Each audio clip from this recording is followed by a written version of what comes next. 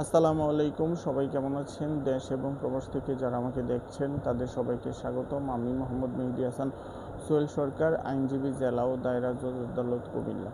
অনেক সময় দেখা যায় যে ব্যাংক থেকে আমরা ঋণ নেওয়ার সময় আমাদের সম্পত্তি মর্গেজ দেওয়া লাগে ব্যাংকের কাছে, এবং এই মর্গেজ দেওয়ার পরবর্তীতে ব্যাংক থেকে যে আমরা ঋণ নেই, টাকার পরিমাণটা অনেক টাকা হতে পারে, কম হতে পারে, 20 লাখ, 30 লাখ, 50 লাখ, 1 কোটি টাকা পর্যন্ত হতে পারে। আসলে অনেক সময় ব্যাংক আমাদেরকে ঋণ দেওয়ার ক্ষেত্রে আমাদের কিছু সম্পত্তি তাদের কাছে মর্গেজ রাখে বা বন্ধক হিসেবে আমরা তাদের কাছে দেওয়া লাগে। তার পরবর্তীতে ব্যাংক আমাদেরকে এই ঋণটা দিয়ে থাকে, এবং এই ঋণটা উত্তোলনের ক্ষেত্রে বা ঋণটা পরিশোধ করতে আমাদেরকে বাধ্য করতে, অথবা আমাদের সম্পত্তিটা বিক্রি করে সেই ঋণটা পরিশোধ করে নেবে ব্যাংক। তার আসলে একটা এরকম একটা পাওয়ার তাকে আমরা দিয়ে থাকি।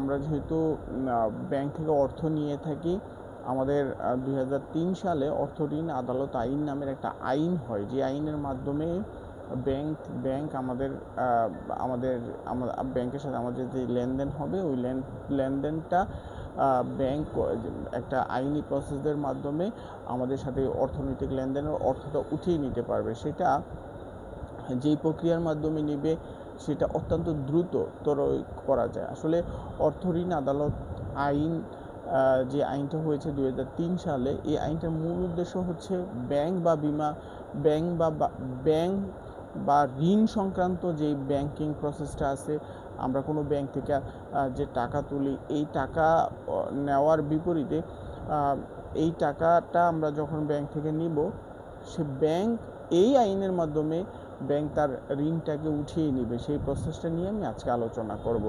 দেখেন, অর্থ ঋণ আদালত আইন 2003 হলো বাংলাদেশ ব্যাংক এবং অন্যান্য ব্যাংকের আর্থিক ঋণ খেলাপি দ্রুত ও দক্ষতার সাথে আদায়ের উদ্দেশ্যে প্রণীত একটি বিশেষ দেওয়ানি আইন। এই অর্থ ঋণ আদালত আইনটা কিন্তু একটা দেওয়ানি আইন। এটা কিন্তু আপনাদের মাথায় রাখতে হবে, এবং এটা আপনার দেওয়ানি মানে আপনাদের সম্পত্তি বিক্রিও করেও আপনার কাছ থেকে এই টাকাটা নিতে পারবে। আপনাকে দেয়াল জরিমানা দিবে না। আপনার টাকাটা উদ্দেশ্য হচ্ছে আপনার যে মর্গেজকৃত যেই সম্পত্তিটা আছে, বা আপনি যে প্রতিষ্ঠানের কাছে যেই সম্পত্তিটা মর্গেজ দিয়েছেন, সেই সম্পত্তিটা প্রয়োজনে এই বন্ধকি সম্পত্তি সে বিক্রি করে দিতে পারবে।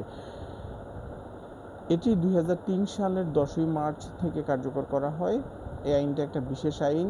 এই ঋণ আদায়ের আইনে আগে যে ঋণ আদায়ের আইন ছিল সেটা একটু ত্রুটি থাকার কারণে 2003 সালে এই আইনটাকে খুব ত্বরান্বিত করা হয়, এবং এই আইনটার মাধ্যমে দ্রুতই টাকাটা উত্তোলন করে নিয়ে যেতে পারে ব্যাংক।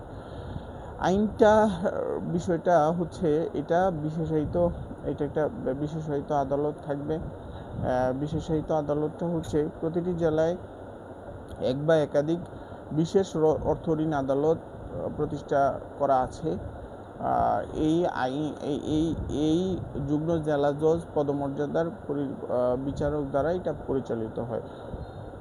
যুগ্ম সিভিল জজ বর্তমানে, ওনাদের মাধ্যমে এই অর্থ ঋণ মামলাটা পরিচালিত হয়ে থাকে। এটা একটা মজার বিষয় হচ্ছে, নির্দিষ্ট সময়সীমা এই মামলা দায়ের, সমন জারি, সাক্ষ্য গ্রহণ এবং চূড়ান্ত রায় প্রদানের জন্য এতে কঠোর সময়সীমার কথা বলা আছে। এই অর্থ ঋণ আদালত আইনটা কিন্তু একটা খুব দ্রুত আইনটা কার্যকর হয়ে যায়। এই আইনটা দ্রুতই বা মামলাগুলো দ্রুত গতি হয়, এবং খুব দ্রুতই মামলার রায় পর্যন্ত চলে যায়। অর্থাৎ আপনি খেয়াল করেন যে সাক্ষ্য গ্রহণ শেষে সর্বোচ্চ 10 দিনের মধ্যে রায় প্রদান করতে হবে। কি দ্রুত মনে হচ্ছে না? সাক্ষ্য গ্রহণ হবে, সাক্ষ্য গ্রহণ করা শেষ 10 দিনের ভিতরে আপনার রায়টা দিয়ে দিতে হবে এই অর্থ ঋণ আদালতের কারণে। এবং বন্ধকি সম্পত্তির আগে বিক্রি, বন্ধকি সম্পত্তি আগে বিক্রি করতে পারবে। দেখেন, আমি বললাম না যে আপনারা যদি ব্যাংক থেকে ঋণ নিয়ে থাকেন, তখন আমাদের কিছু সম্পত্তি বন্ধক দেওয়া লাগে। অনেক ব্যবসায়ী এই ব্যাপারে বুঝতে পারে, হয়তো সাধারণ যারা আছে তারা এই ব্যাপারে নাও বুঝতে পারে। আমরা বড় বড় ব্যাংক থেকে আমরা যখন ঋণ নেই, যেমন ধরুন অনেক টাকা, 10 লাখ, 20 লাখ, 50 লাখ, 1 কোটি টাকা যখন আমরা ঋণ নেই, তখন কিন্তু আমাদের কিছু সম্পত্তি তাদের কাছে বন্ধক রাখা লাগে, যে আপনি আমার এই 50 টাকা দিবেন, আমার এই 50 টাকা সম্পত্তিটা আপনার কাছে বন্ধক রাখলাম। এখন কথা হচ্ছে যে আপনি দেখেন এই বন্ধকি সম্পত্তি আগে বিক্রি করতে পারবে। দেখেন এই মামলায় আইনটির 12 ধারা অনুযায়ী ব্যাংক বা আর্থিক প্রতিষ্ঠান তাদের কাছে বন্ধকি রাখা সম্পত্তি আগে নিলামে বিক্রি করার চেষ্টা না করে সরাসরি আদালতে মামলা করতে পারবে। এখন কথা হচ্ছে মজার বিষয় হচ্ছে আপনার সম্পত্তিটা বন্ধক আছে ব্যাংকের কাছে, সেটা বিক্রি করার চেষ্টা না করে ইচ্ছা করলে আগে আপনার সম্পত্তিটা বিক্রি না করে আপনার বিরুদ্ধে মামলা করবে। কী মামলাটা করবে? অর্থঋণ আদালতে মামলা করে মামলা একটা পর্যায়ে যাবে। মামলা পর্যায়ে যাওয়ার পরে পরবর্তীতে আপনার সম্পত্তিটা নিলামে বিক্রি করার জন্য ব্যাংক চেষ্টা করবে। আসলে ব্যাপারটা হচ্ছে আপনি যে সম্পত্তিটা তাদের ব্যাংকের কাছে মর্গেজ রাখলেন, এই সম্পত্তিটা তারা যে কোনো সময় নিলাম করার জন্য সিদ্ধান্ত নিতে পারে। তবে এই দ্বারাই বলা আছে যে নিলামের চেষ্টা না করেও আপনার এই আইনটাতে 12 ধারায় বলা আছে নিলামের চেষ্টা না করেও ইচ্ছা করলে যে আপনার নামে মামলা করা যাবে। এখন কথা হচ্ছে যে বিকল্প বিরোধ নিষ্পত্তি, এডিআর অল্টারনেটিভ ডিসপিউট রেজুলেশন যে ব্যাপারটা আছে, এডিআরটা হচ্ছে মামলা চলাকালীন অবস্থায় মধ্যস্থতা করে, যেমন আপনার বিরুদ্ধে মামলা হলো ব্যাংকের সাথে যে কোনোভাবে একটা আপোষ হলো যে আপনি এবার টাকাটা দিয়ে দিবেন, তখন ব্যাংক ইচ্ছা করলে বিশেষ সুযোগ রাখে যে একটা নিষ্পত্তি করার বা এডিআরের মাধ্যমে বিকল্প বিরোধ নিষ্পত্তির মাধ্যমে মামলাটা নিষ্পত্তি হতে পারে। কোনো সমস্যা নেই, এটা হওয়া যায়। একতরফা ডিক্রি, বিবাদী সমন পাওয়ার পর যদি আদালতে উপস্থিত না হয় তাহলে রায় একতরফা দিয়ে দিবে, আদালত ডিক্রি একতরফা দিয়ে দিবে, এটা দিতে পারে আদালত আইন অনুযায়ী।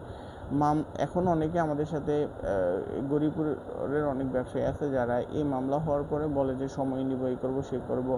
আসলে এই মামলাগুলো সময় নিলে আপনি যদি সমন রিসিভ করেন, পরবর্তীতে আপনি বিবাদী হিসেবে জবাব না দেন, তাহলে আপনার বিরুদ্ধে একতরফা চলে আসবে। মামলার খরচটা কি হবে? এইসব মামলা করলে 2% এবং কোর্ট ফি দিতে হবে। যে মূল টাকা আছে তার 2% দিবে এবং 15% সরকারি ব্যাট সহ সর্বনিম্ন 300 টাকা কোর্ট ফি এবং সর্বোচ্চ 50,000 টাকা পর্যন্ত কোর্ট ফি দিতে হবে এই মামলাটা যদি ব্যক্তিগতভাবে করে বা ব্যাংক এই সরকারকে খরচটা দেওয়া লাগে। এখন আপিল ও রিভিশনের নিয়মটা আমি একটু বলি আপনাদের সামনে। দেখেন, টাকা জমা দেওয়ার বাধ্যবাধকতা অবশ্যই ডিক্রিকৃত টাকার নির্দিষ্ট অর্থাৎ 25 থেকে 50% আদালতে জমা না দিলে আপিল বা রিভিশন করা যাবে না। এই টাকা জমা দেওয়ার বাধ্যবাধকতাটা এরকম যে আপনি যদি আপিল বা রিভিশন করতে চান তাহলে অবশ্যই সাধারণত 25 থেকে 50% টাকা আপনি জমা দিতে হবে, জমা দিয়ে আপনি রিভিশনটা করতে হবে। এখন অনেকে আমাদের সাথে এসে কথা বলে যে স্যার এটা রিভিশনটা যে করবো আমি টাকাটা আসলে দিতে চাচ্ছি না, এই মুহূর্তে টাকাটা পরে দিব, কিন্তু আমি রিভিশনটা করতে চাই না। আপনি আইনটাই স্পষ্ট করে বলা আছে যে 25 থেকে 50% টাকা অবশ্যই আপনি আদালতে জমা দিতে হবে। আপিল আদালত অর্থাৎ আপিল আদালতের ক্ষেত্রে এটা